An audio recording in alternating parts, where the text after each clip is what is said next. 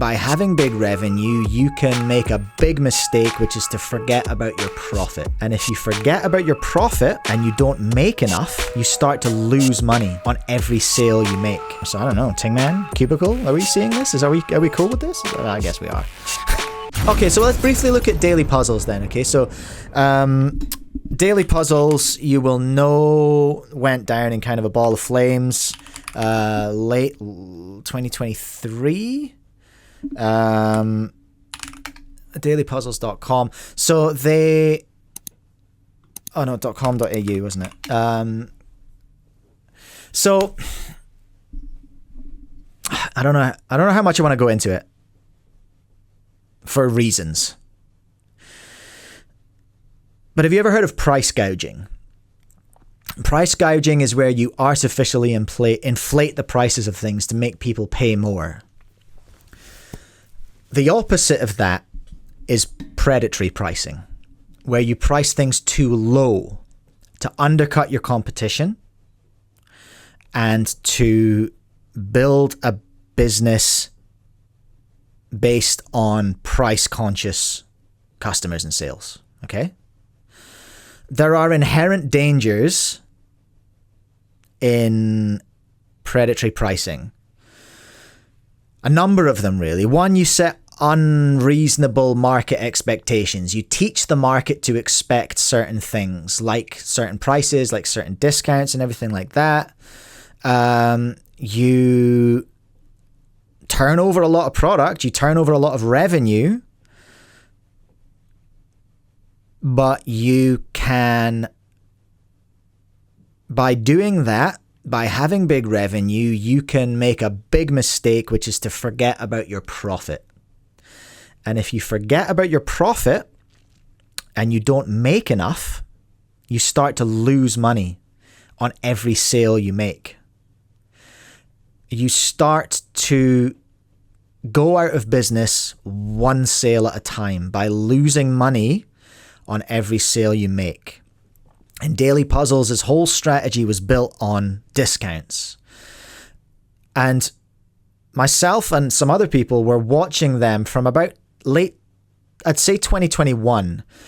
They went on this really aggressive discounting rampage, which started to get more and more and more. And we as store owners were looking at it going, hold on a minute. I know how much these cubes cost to buy as a retailer. And I know that the discounts they're offering are too much. And I know that they've got a big warehouse. And I know that they've got staff.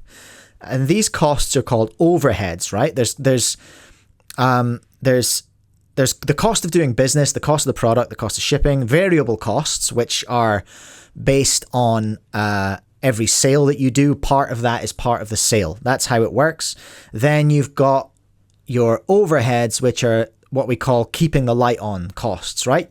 So literally your electricity bill, your phone bill, if the company pays for your phone, whatever. But anyway, these are small things. Leases and rent, they are massive. Ask me how I know.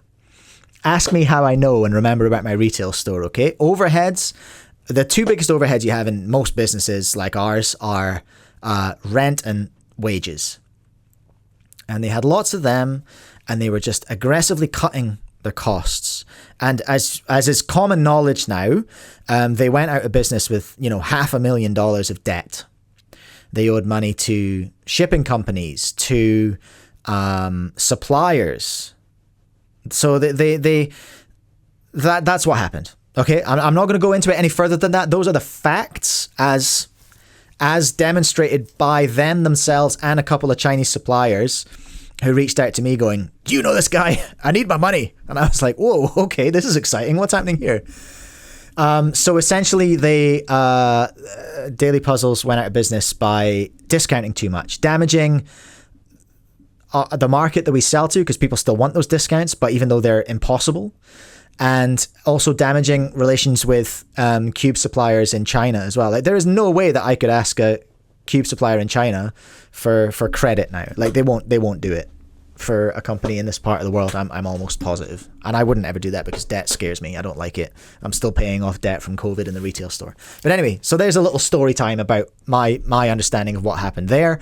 And I'm pretty sure that was all there on Billy's Reddit account. Like, if you know, you can go and find it. It's all public information. It is what it is. It's all public information mixed in with my observations, I suppose, as well. But anyway, dailypuzzles.com.au. They have kind of reappeared. As far as there was a video on Billy's Instagram, I'm pretty sure, where they announced that they had sold the URL, the brand, to Funland. Did they sell the debt as part of that? I don't know. No idea. But they sold the name and the URL to Funland.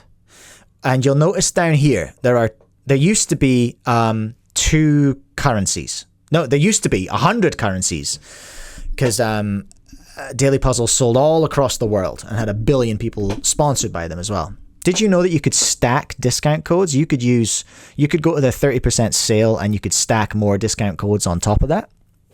That's another problem that you need to be careful about if you've got thousands and thousands of influencers working for you. But anyway, they only have Australia and Singapore now. So Funland is based in Singapore. So that's what Daily Puzzles is now. Daily Puzzles is now being run by Funland. Yes, of course, they're offering shipping to Australia because they are a known brand in Australia. So that's my understanding. Why am I talking about this? Someone talked about it in chat, and I thought we can go through that. So, about us joined Funland. Here we go. Daily Puzzles became part of the Funland family based on teaching and coaching. By joining forces, we're able to not only... I don't like this because this is not real. It's not really a joining of Funland. Because I think they were acquired, or the URL and stuff was acquired by Funland. But I don't know that for sure. But this is very careful language for sure. But it's a new website, and you wouldn't want to get rid of all this stuff, like being able to still talk about Tingman on here. Tingman going past 1 million. He's nothing to do with Daily Puzzles anymore. So I don't know. Tingman, Cubicle. Are we seeing this? Are we cool with this? I guess we are. Anyway, that's kind of it, right? I don't know if they've got their shipping policy anywhere, but I don't know where they're shipping from. I'm assuming they're shipping from Singapore now, because I don't think there was much stock left in Australia. I don't know if they got rid of their warehouse or whatever in Australia, but Eleanor Dinninson, it did basically close forever. Billy himself is no longer Daily Puzzles. He went out of business. He went bankrupt. But Daily Puzzles was still a very valuable brand and a very valuable URL. So I guess they've sold it. So that is that. That's all I'm going to say about that, really. All right.